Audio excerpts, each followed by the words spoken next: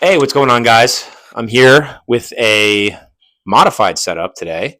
My sister, fortunately, had a ring light with a tripod on it. The thing about the tripod, though, which is funny, is the phone attachment for it is not here. So, what I did was I rigged some Velcro to the back of my phone so that I can perch it up on my new ring light. And also, as you can see, I have a microphone rigged up. Don't worry, we still have the beautiful Darth Revan lightsaber behind me. Now you can see it at all times, right? We got a lineup back here of books, random. There's no structure to that right there.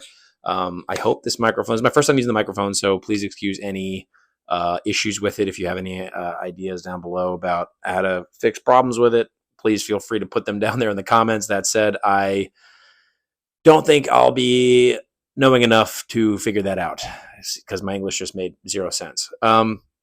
So yeah, I decided to mix it up a little bit. It still feels carefree, funny enough. As far as the setup is concerned, like just picking up my phone, I'm still recording on my phone. I figured I would do a little bit than just my bland background, a little bit more than just my bland background. But yeah, this is my weekly update. Today, I figured what I'm going to do is I'm going to dive a little bit more into kind of a more background on myself as well as talking about my books because we're going to get to what I finished reading this past week, which was nothing. I finished reading nothing, which I mean is probably normal on a week to week basis as far as my reading is concerned. I went away for 3 days, which I'll mention again in my writing section of the video. I was in Jersey with family and my girlfriend, and we were walking around, hanging out, just spending time with them. So it's kind of reading and writing did fall a little bit behind this weekend, but it's not something I bug myself about because you can never really get that time with your family back, and that's something to always remember and keep in mind. But I did get some reading done, so let's dive into The Way of Edan, which I got about 35 pages into here. Loving it so far. I'm still finishing up the failures, which I'll get to next. So with what I'm currently reading, The Way of Edan, we've got Dayraven. We've got Ebba, we've got Edgel, we've got Imhar. I think I'm saying that right. And we're in Kinsford. I'm probably messing that up. But so far, I'm loving the story so far. I'm loving the prose. I'm loving where it's going. The mystery kind of slowly being unfolded. I'm only 35 pages in, so there's not much to talk about in terms of the story as a whole. That said, you understand there's some religious context here. There's some belief. We have a Dan. The opening, the prologue, by the way, was awesome. I mean, it just kind of gives you an idea of how zealous some of these characters can and will be in this story. The writing of in chapter 1, the very beginning of chapter 1, if you've read this book, you know what I'm talking about. The way that Dr. Phillip Chase wrote that part, that scene, was some of the best writing I've seen of that kind of caliber. And now I don't want to spoil anything. I mean, it is chapter 1 stuff, so I feel like I can. Let's just say there's a character death. And the way it goes down is by far one of the most, I think, visceral, graphic, in a good way, ways that I believe it would probably feel like in that situation. Like it really put me in the shoes of the character, which was horrifying. This coming into this, you see the influences of Lord of the Rings for sure are out of the gate, which he's very open about. When it's discussed, everything I've seen about this book, you see those underlyings of inspiration from Lord of the Rings, which is awesome. Like you see the classical fantasy, kind of like the modern style of that, whatever that would be, is The Way of Edan so far, based on how I'm reading it. Loving it so far. I'm really excited to see how everything unfolds. I mean, I'm only 35 pages in, so the pacing so far seems perfect.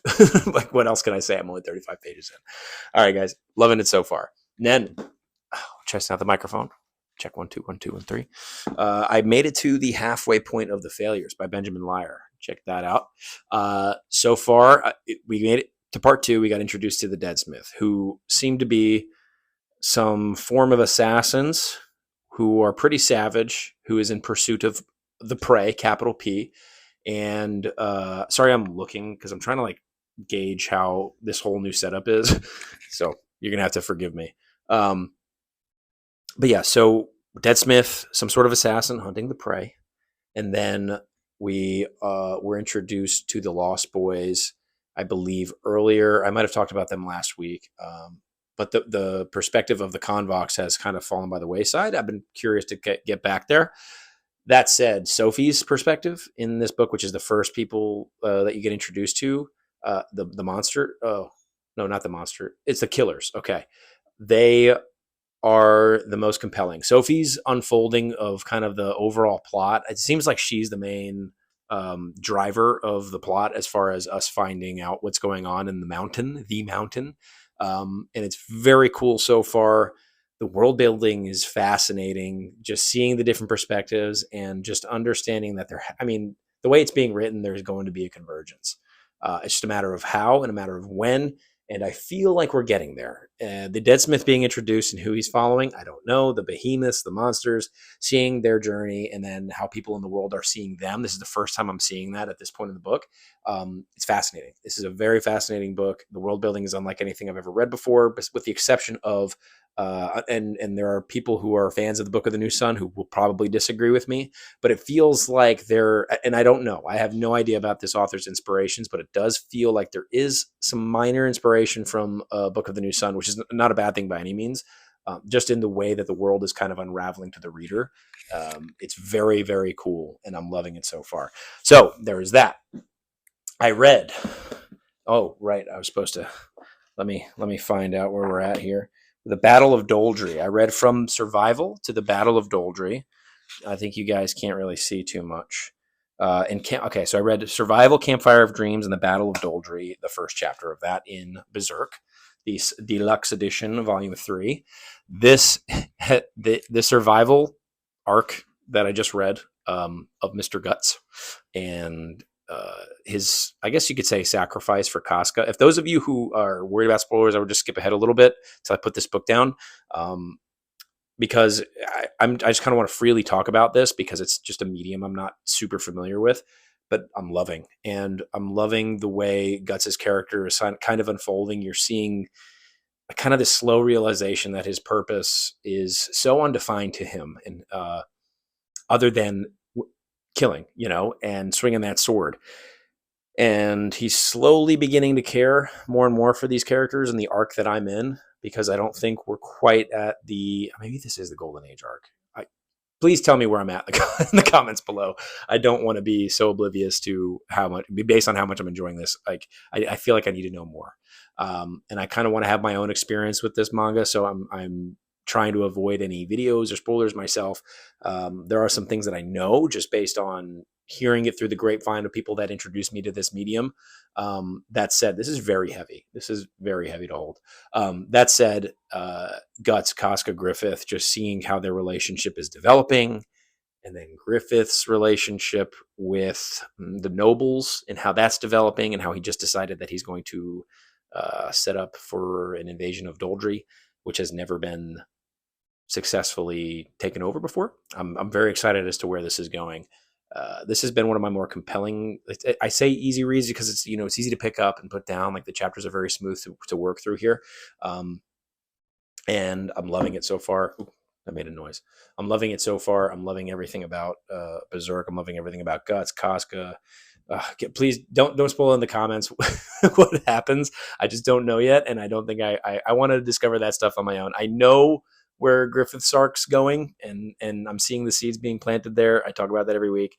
And I know where Guts is coming from already, from being a young boy to now as a mercenary in the Band of the Hawk. It is very cool to see the kind of villain arcs that are slowly developing here. Like, you have the bad guys, you have the antagonists, right? You have the bad guys that he's facing, then you have the villains. And it's very cool to see the two be, discerned from each other. But I'm going to move on from this. I also wanted to read a quote from The Way of Edan before I move on from The Way of Edan. This is one quote that actually kind of stuck with me. So pardon me for going back here. I'm going to move my chair back a little too, because it feels like I'm being kind of wonky here. So this is a quote from The Way of Edan that really stuck out to me. And there are a few so far that have. I just want to read this one out. Memories were all little lies strung together to confer the impression that a life had a story with its own meaning, that it existed apart from the energy whence it came and whither it would return. That was one of the most compelling lines in reference to memories and story and what we make things mean. and perspective. That is something that I deeply think about constantly. And it's very cool to see Dr. Phillip Chase introducing these concepts, all like things that he talks about constantly, like story and its impact, and the beliefs that we develop through story, and the emotion, just all of it.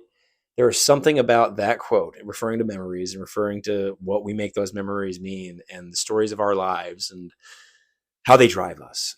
It's very, very cool to see Dr. Phillip Chase plant these themes very smoothly, mind you, line by line, especially referring to the beginning of the story, because you have Day Raven talking to Ebba, I believe, about just he's telling her a story about two kingdoms and how they have come to quarrel with each other, and how they'll never make up because of this story. And it's fascinating. Just the overarching theme of story. I'll move on. I've gushed about that for too long today. So that was my reading stuff. I'm going to move into just life stuff, general life stuff, which is something I haven't done on these updates before. Obviously, as you can see, we got a setup here, which I talked about in the beginning of the video. We got the lightsaber. We have Alavist Lightseeker himself, the D&D character watching over. Now, let me talk about D&D real quick and Nerd Level Rising. He has brought up the idea of a booktuber Dungeons and Dragons game, or tabletop game, whatever. And I think it's a fantastic idea. He already knows I'm on board. We've talked in the comments about it. I really want to see this develop. So we're looking for kind of a DM. I don't know if we want just a booktuber to DM it or what, but we're looking for, people who talk books to get into a game of Dungeons and Dragons. It'll probably be, we haven't ironed out the details just yet. It'll likely be kind of a one-shot situation to start. But him and I have had preliminary conversations about something in the works for that, which I am so excited for. I myself love Dungeons and Dragons. Dungeons and Dragons was one of the reasons why I got into storytelling in general, why I developed a love and a passion for it so viscerally and so fast was because of D&D. One of the reasons why I picked up Malazan was the tabletop RPG aspect of Steven Erickson and Ian C. Esselmont. I'm not using their regular names, but how they developed characters just between the two of them, and created this world and that story. And after I started writing, I was like, oh, this is fast. I obviously need to pick up this book, and doing it and picking it up and just seeing the things that tabletop RPGs, just the influence that they have on story as a whole. It's one of the most beautiful storytelling mediums that I think I enjoy, that I don't do enough of. I watch Critical Role. I love watching that group play. There are other groups out there like Natural Six and people who live stream D&D. I haven't watched much lately. I'm still kind of in the episode 70s of like campaign 3, catching up. But D&D and the vehicle in which everybody gets to be a part of the storytelling experience is so fun. And I think having all these booktubers who are so passionate about story involved in a game like that would be very fun. So that's some life stuff outside of reading and books. I don't really talk about what I do for a living, so I'll say it really quick. I'm just a personal trainer here in New York. I figured I'll throw that in there and just leave it there and let it hang for a second. And that's that. Okay. Let's get into writing.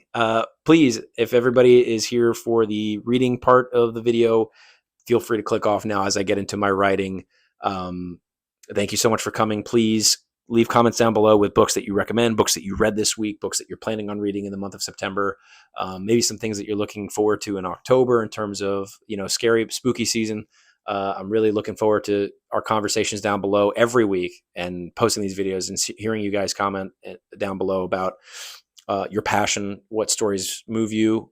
I love that. I love talking about it. Please leave it in the comments below. Leave a thumbs up. I'm pretty sure that helps grow this little community. Before I move on to my writing, I do want to talk a little bit, because it ties into my writing and it also ties into the community that we have here of readers. I think I want to do, and now I'm going to say this, and I don't want you guys to be immediately turned off because it's going to be free. I want to do a Patreon where there's no charge. It's just kind of a place in lieu of a website temporarily until I'm able to get one up, where I can post obviously these videos, maybe potentially put out a second video just for Patreon. People who go there for free, just put it as an unlisted video on YouTube and then put it there, just general conversation stuff, be a little bit more interpersonal with you guys. And also, I'm looking for a vehicle for some short stories that I have that I want to put out and I want to publish. So I'm thinking about doing that through Patreon. Just again, free, totally zero charge, just somewhere for me to put it for now, like kind of like a blog. And that way, you guys as community have access to it. Feel free to share it, whatever. Right now, it's not launched or anything. Like, it's not going to be in the description below, but it's just something in the works. So please leave in the comments what your guys' thoughts are on that. If you want to read a short story in the universe that I'm developing in my writing, if you would like an extra video where we can talk more about specific books, maybe over the course of time, I would love to develop a little book club.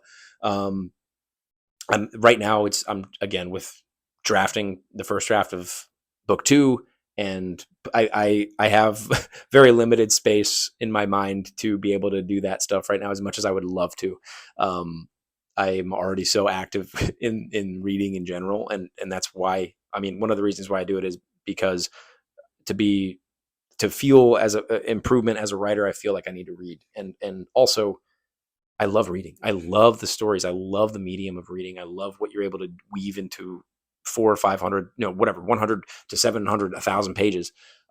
It's fascinating. And it's so cool to see the journey of each artist that I read and each artist that I picked up, the different styles, how they direct their own stories. It's so cool.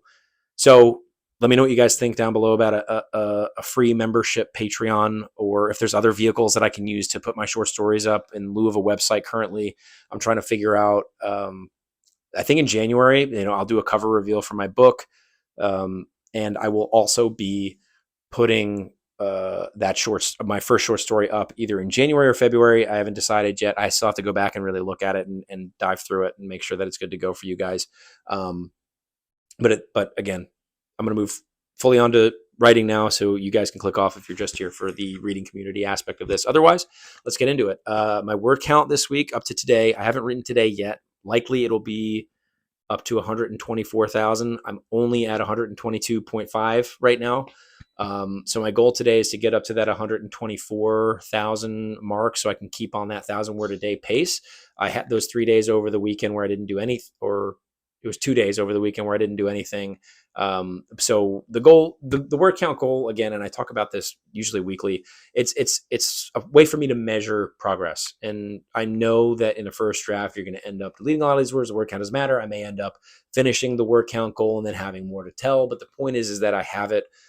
It gives something tangible for me to look at every week, make sure that I'm making progress in the story, and keep a streamlined narrative, which for me in my writing can be hard to do because of the way my brain works. So it's always nice to narrow my scope and put myself in the head of my characters because of that reason. I mentioned last week I was reluctant to be moving on to the part that I'm writing now, and it's hurting. It's slowly unfolding, and it's going to happen. So I just have to accept it, and I have to move on in my head from this. But the waves of this loss will be remembered forever, simply because of the impact this character has had on me, in my ability to tell story. And the voice in which I use for this character is probably the closest. I have to delete that. Or no, never mind. I didn't finish my sentence, so you guys don't know what I'm saying. So I'm going to move on from that. So yeah, that is my writing word count currently. I got feedback today. I said the last time I read it, the feedback from a beta reader, that I'm not going to say anything else in reference to specific information or feedback that they gave me. I will say that this was a professional as well who read over my work. The constructive feedback is exactly what I was looking for, and I am so excited to go back into the draft of book 1 before I hand it off to my developmental editor and look through it. And it's not about fixing. It's just about, like, some of it is fixing, and then some of it is just making things better. But there are the primary things that I set out to do in this draft that I sent out to alpha readers, were ultimately accomplished, which is a fantastic feeling for me. It's kind of surreal to get the feedback back that I am getting in reference to plot, character, just kind of how everything unfolds in the story as a whole. There are obviously things in my world building that need to improve. Pacing and action seem to be okay. So it's really about me figuring out the minute details line by line and really being able to communicate to the reader without info dumping, which I don't do at all, apparently. But I need to do some telling. So it's really about figuring that out as I go, because it is a fantastical world. You guys can check out the blurb for Mercy, Tears of the Fallen, book 1 in a 4-part duology. I know it sounds crazy. Split into 2 arcs for now. And then there'll be some novellas in there that I develop over time, with breaks and so on. I submitted this is something that happened a while ago. I'll talk about it because if I don't get selected, I still think it's important to mention. I submitted for this upstate New York artist residency that gets me 5 free nights at an inn upstate in New York, and you get access to some coaching. You submit yourself for an Emerging Writers Award. I'm supposed to hear back in about 11 days from the powers that be whether or not I got selected. Now, this is epic fantasy, dark epic fantasy. My submission was 500 words. I took the first 500 words of my prologue. It's exactly 499 words because the next would have been a whole other line. And I sent that off. And so we'll see if I get something back. I'm also thinking about sharing the prologue as a whole with probably through my Patreon. That'll likely be, so if I publish my short story in February, I'll likely do the entire prologue. I'll share that either through the free Patreon membership in like March, April timeframe. So people will have a better idea of what they're getting into for the whole story if they're interested in picking it up. I'll say now, with how small this channel is and the people that I'm reaching out to, I'd be happy to send free digital copies to people if they're interested. As far as like advanced copies go when the time comes. So if you're seeing this now, keep that in mind as we get closer to the release of the book, which again, the only information I have is my goal is July of 2025, having never worked with a developmental editor before. Fortunately, I just don't know the timelines of how things will go. I imagine and suspect that I'm capable of doing this. So, but that's also with complete ignorance as to how the whole process goes, with the exception of a bunch of videos I watched from people like Dr. Phillip Chase, who are very transparent with how the independent publishing process goes. So again, I have these goals, I have these timelines for myself. I'm ahead on my first draft of book 2. I imagine that things will be going smoothly, but there's always bumps in the road, so I do have plans between now and July to keep you guys engaged with and introduce you guys to the world of Mercy. And I'm really looking forward to developing that world. And it's been really exciting. Finding people to talk about it with will be probably the most fun part of the whole deal. It's kind of why I ended up writing this story. Is like, yes, I wrote it for myself in order to tell the story that you want to hear, write the story you want to read. I also would love to talk about these things with people who enjoy these sorts of stories, dark, intimate stories, that deal with dark themes but have hope as the underlying kind of current that helps it flow. So I'll leave you guys off with that. Thanks for tuning in. Please let me know again in the comments down below if there's anything that you're working on, like a project. If you're writing, if you made it to the end of this video, feel free to just ramble out in the comments below. I just love hearing about people's passions. I think that's one of the most interesting parts about this medium to communicate with you guys. Let me know what you think of the new setup. I don't know if you like it better to have this Darth Revan lightsaber behind my head with all my Sun Eater books and then Alavis Lightseeker right here. You guys let me know what you think, and I will see you next week for another update. Hopefully this mic wasn't trash for the last 24 minutes. Holy Hannah. All right, guys. I'll see you next week.